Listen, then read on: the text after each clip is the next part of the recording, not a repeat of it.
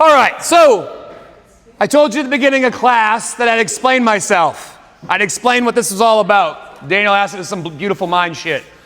Actually kind of is. Common question you get at the gym, or common question you might be asking yourself is, should I scale the workout?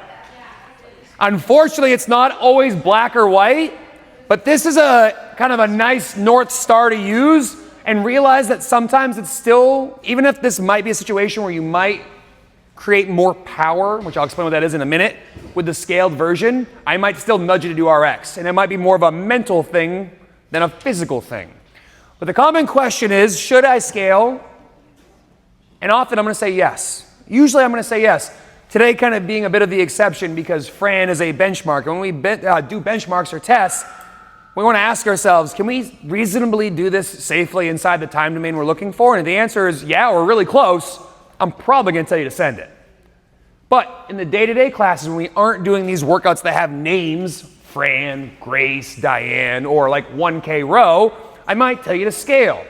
And the idea behind this is that CrossFit was the first group of people to define fitness. And in order to have a definition, you need to have things you can measure. So for something to be a scientific definition, you need to have measurements. And physics works great for CrossFit.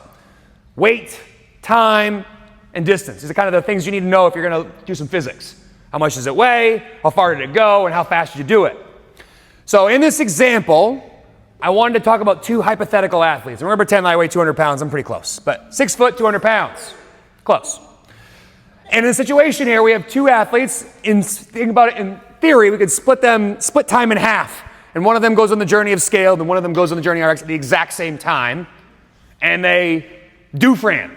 One of them scaled barbell. Instead of using 95 pounds, uses 75 pounds. And the other athlete does it RX, 95 pounds instead of 75 pounds. So you have one athlete doing Fran with the kipping pull-ups and 75, and the other athlete doing 95 pounds and kipping pull-ups.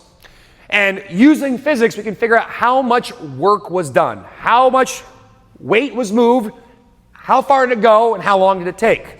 And without boring you to tears in all of this, which I'm happy to do if anyone wants to talk to me afterwards, I'm not going to read through all of this, we can effectively figure out how much work we did doing each individual pull-up, how much the athlete did in work in terms of just moving their own body for every thruster, and how much the barbell moved through every thruster and how much it weighed to figure out how much work was done, force times distance.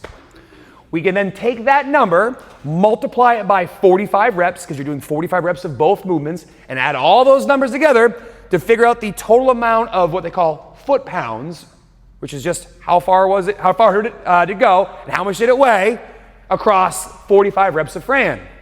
We then can use how long did it take to figure out how much power was created. Force times distance over time. In the scaled example, the athlete created 14,490 foot-pounds a second. Pretty big number. The RX athlete did the exact same workout. The main difference, other than the barbell being heavier, is that it took them 90 seconds longer. Right? Because the barbell was heavier, they probably put it down 1 or 2 more times, took a little bit more rest between their sets of pull-ups. They just didn't move at the same speed. As a result, they did create more work, force times distance, but it took them longer to do the work, so they created less power.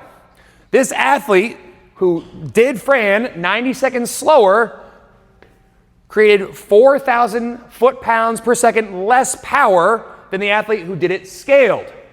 What this math is showing you here is that the person who did the workout scale actually got a better workout. They did more work in less time, which is the driving factor between all of our workouts, creating as much relative intensity as we can get.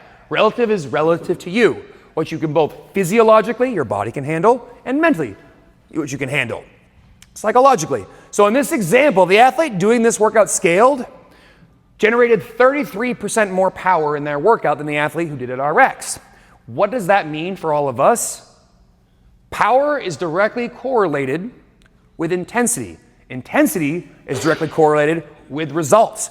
Through scaling this workout at a level that is more appropriate to generate power, they got a better workout. They created more power than the RX athlete. And And I thought it'd be interesting to look back. It's like, all right, how fast does this athlete have to go to match the same amount of power as here? And the answer is they could only go 14 seconds slower. So you have to imagine the athlete using 20 more pounds, if it takes them more than 14 seconds longer than this athlete did in this example, they have created less power. And I want you guys to think about how long 14 seconds is. Walk the bar out, you put it down. By the time your hand's on the bar, it's 14 seconds. One time.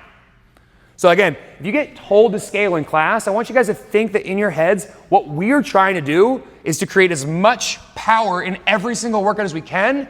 And our coaches look at you as athletes, see what you've done historically, and try to set you on the path to do that again every single class.